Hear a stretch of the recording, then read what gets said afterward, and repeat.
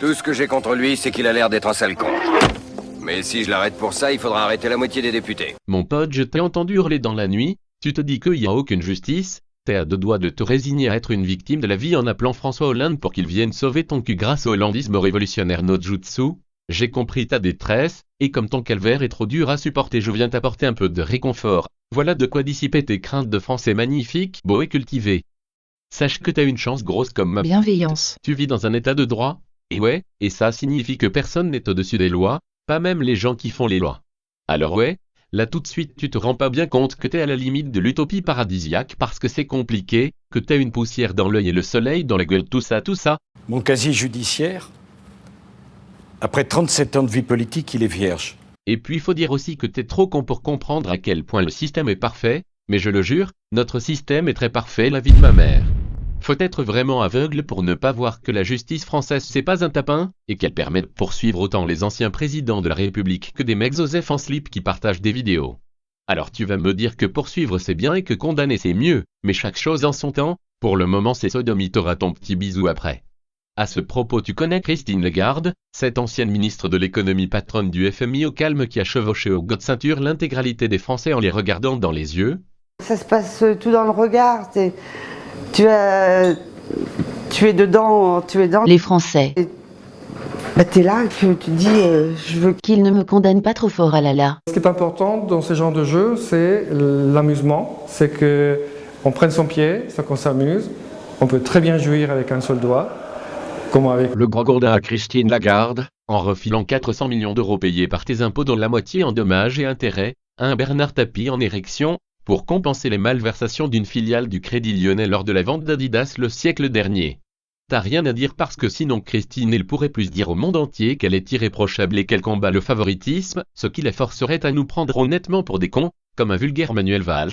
On ne peut plus continuer avec ce type au fond d'institution qui donne le sentiment, à tort ou à raison, de protéger ceux qui gouvernent. Et c'est ce sentiment-là qui, je crois, crée les conditions d'une rupture civique entre les citoyens et ceux qui dirigent. Donc il faudra dans une réforme constitutionnelle, ce ne sont pas des choses concrètes, supprimer la Cour de justice de la République. Supprimer bien sûr cette Cour de justice qui donne encore une fois ce sentiment qu'il y a de justice. Ce ne sont pas des déclarations qui honorent ceux qui les prononcent. Du coup tu bois le verre de pisse à moitié vide et puis c'est tout, car comment tu veux que le système fonctionne si on commence à foutre en tôle tous les gens qui ont des responsabilités en qui t'as pas confiance mais qui dépensent tes impôts et s'occupent de ton avenir. Mais rassure-toi car c'est pas propre à la France. Dans d'autres pays civilisés aussi on peut attendre au calme qu'un pédophile de l'enfer comme Jimmy Savile, une sorte de Michel Drucker anglais qui a défoncé plus de mineurs que dans Germinal, crève pour barbouiller un peu sa mémoire de caca sur Wikipédia, sans être capable de le foutre en prison de son vivant alors que c'était de notoriété publique qu'il était un pédophile berserker.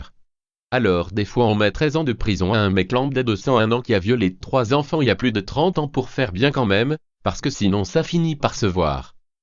Et pour savoir s'il mérite de la prison ou la Légion d'honneur, t'as juste à te demander s'il est dans la presse ou dans la politique, après tu comprends qu'il aurait pu finir sa vie tranquillement dans une petite fille dans sa maison de campagne s'il avait été élu européen, par exemple.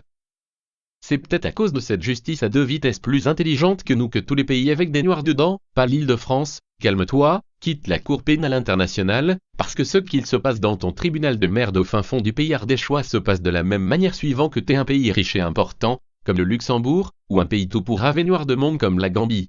En même temps, c'est pas étonnant que les Africains aient cette impression quand tu vois que des petits pays négligeables comme la Chine, l'Inde, les USA ou même Israël reconnaissent pas l'autorité de ce tribunal de fils de traîtres, qui apparemment a été créé uniquement pour juger les négros et autres musulmans d'apparence.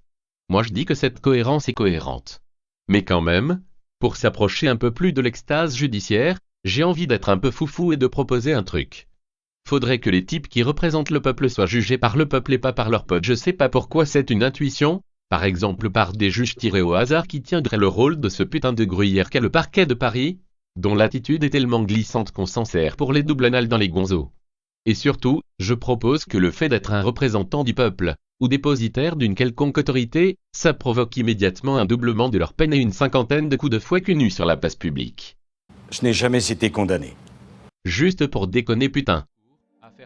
Bigomalion, affaire Karachi, affaire Takedine, affaire Buisson, affaire Dufouquet, affaire Bongo, affaire Eric Woerth, affaire Kadhafi, affaire Paul Bismuth, affaire Clearstream, affaire Bristol, affaire Bernard Tapie, affaire Bettencourt, affaire Bigomalion, affaire Karachi, affaire Takedine, affaire Buisson, affaire Dufouquet, affaire Bongo, affaire Eric Woerth, affaire Kadhafi, affaire Paul Bismuth, affaire Clearstream, affaire Bristol, affaire Bernard Tapie, affaire Bettencourt, affaire Bigomalion, affaire Karachi, affaire Takedine, affaire Buisson, affaire Dufouquet, affaire Bongo, affaire Eric Woerth, affaire Kadhafi, affaire Paul Bismuth, affaire Clearstream, affaire Bristol, affaire Bernard Tapie, affaire Bettencourt, affaire Bigomalion, affaire Karachi, affaire Takedine, affaire Buisson, affaire Dufouquet, affaire Bongo, affaire Eric Woerth, affaire Kadhafi, affaire Paul Bismuth, affaire Clearstream, affaire Bristol, affaire Bernard Tapie, affaire Bettencourt, affaire Bigomalion, affaire Karachi, affaire Takedine, affaire Dufouquet, affaire Eric Woerth,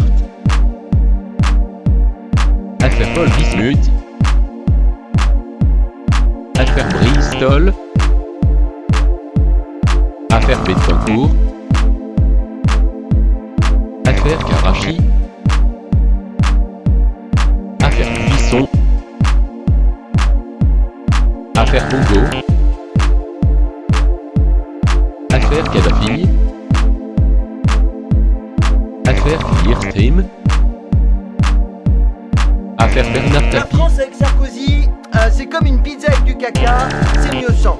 Hein. L'affaire Takedine, l'affaire Buisson, l'affaire du Fouquet, l'affaire Bongo, l'affaire Woerth, l'affaire Kadhafi, l'affaire Bismuth, l'affaire Clearstream, l'affaire Bristol, l'affaire Tapie, l'affaire Bettencourt, l'affaire Bigomalion, l'affaire Karachi, c'est mieux sans. Affaire Takedine, affaire Buisson, affaire Dufouquet, affaire Bongo, affaire Eric Woerth, affaire Kadhafi, affaire Paul Bismuth, affaire Clearstream, affaire Bristol, affaire Bernard